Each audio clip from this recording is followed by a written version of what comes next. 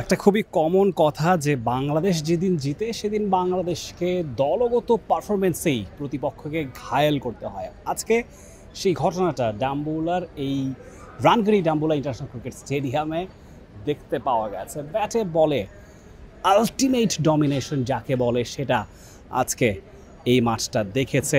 বাংলাদেশ এখানে আধিপত্য করেছে ব্যাটিংয়ে বোলিংয়ে। ব্যাটিং নিয়ে তো কথা আপনাদের সঙ্গে হয়ে গেছে, বোলিং নিয়ে কথা বলতে চাই। রিশাদ হোসেন একজন লেগ স্পিনার, লিমিটেড ওভার ক্রিকেটে লেগ স্পিনারের গুরুত্ব কতখানি সেটা বলতে বলতে মুখে ফেনা উঠে গেছে নিশ্চয়ই অনেকেরই।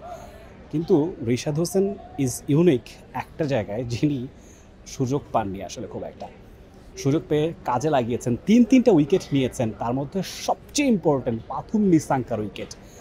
কথা হচ্ছিল আসলে যে উইকেটে লিটন দাস এত বিধ্বংসী হতে পারেন, যে উইকেটে শামীম পাটোয়ারি রাজ করতে পারেন, যে উইকেটে তাওহিদ হৃদয় বোলারদের ঘাম ছুটিয়ে দিতে পারেন, সেই উইকেটে না জানি পাথুম নিসাঙ্কা, কুশল মেন্ডিস, কুশল পেরেরা তারা কতখানি বিধ্বংসী হতে পারেন, কতখানি ভয়ঙ্কর হতে পারেন, সেই জায়গাটায় কাজের কাজটা কিন্তু রিশাদ হোসেন করেছেন। পাথুম নিসাঙ্কার সবচেয়ে দরকারি উইকেটটা তিনি নিয়েছেন, 29 বলে 32 তিনি কাটা পড়েছেন।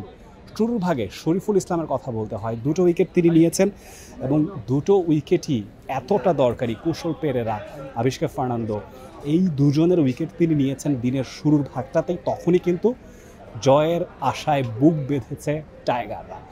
এরপরে যারা বল করেছেন, মুস্তাফিজুর রহমান যিনি নিজেকে হারিয়ে খুঁজছিলেন তিনি কন্ট্রিবিউট করেছেন। মেহেদি মিরাজ একটুখানি এক্সপেন্সিভ ছিলেন, তারপরও তিনি কিন্তু খালি হাতে বাড়ি ফেরেননি, উইকেট ঠিকই পেয়েছেন। সেই সঙ্গে সাইফুদ্দিন আগের ম্যাচটায় শুরুতেই তার হাতে বল তুলে দিয়েছিলেন ক্যাপ্টেন লিটন দাস। কী ঘটেছিল মনে আছে? তিনটা বাউন্ডারি তাকে হজম করতে হয়েছিল, হ্যাট্রিক বাউন্ডারি শ্রীলঙ্কা পেয়ে গিয়েছিল। সাইফুদ্দিন সেখানে ছিলেন ভিকটিম।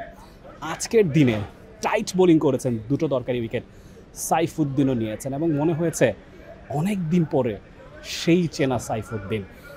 অ্যাজ এ হোল যদি বাংলাদেশ এই টিম ওয়ার্কটা করতে না পারতো তাহলে এই 83 রানের এত বড় ব্যবধানের জয়টা হয়তো আসতো না, বা হয়তো বা একটা ক্লোজ কল হতে পারতো। প্রত্যেকে বল হাতে কন্ট্রিবিউট করেছেন আজকে। ব্যাট হাতে তো করেছিলেনই। লিটন দাস ট্রেমেন্ডাস ইনিংস খেলেছেন, ম্যাচ সেরার পুরস্কার পেয়েছেন। ম্যাচ সেরার পুরস্কার পেয়েও তিনি বলেছেন Shamim Patwari deserved it. Why not? 48 রানে যে ইনিংসটাকে তিনি খেলেছেন 170-এর উপর স্ট্রাইক রেটে, অনেক দিন বাংলাদেশ আসলে এমন একটা টি-20 ইনিংস দেখেনি, সেটা অবশেষে দেখা গেছে। এবং যেদিন বাংলাদেশ আসলে আক্রমণে থাকে সেদিন যেন সব কিছুই মনে হয় ফেরি টেলের মতো করে চলছে।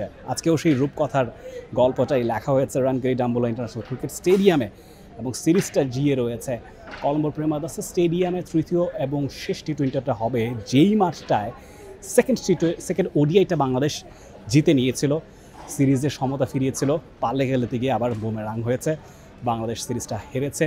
ওডিআই সিরিজের কথা বলছি, টি-20 সিরিজে আরও একবার ইটস অল স্কোয়ার এবং সিরিজটা জমে উঠেছে।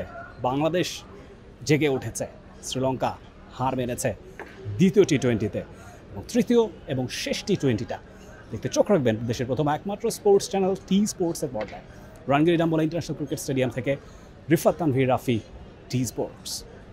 For more updates, subscribe to our YouTube channel and click on the bell icon.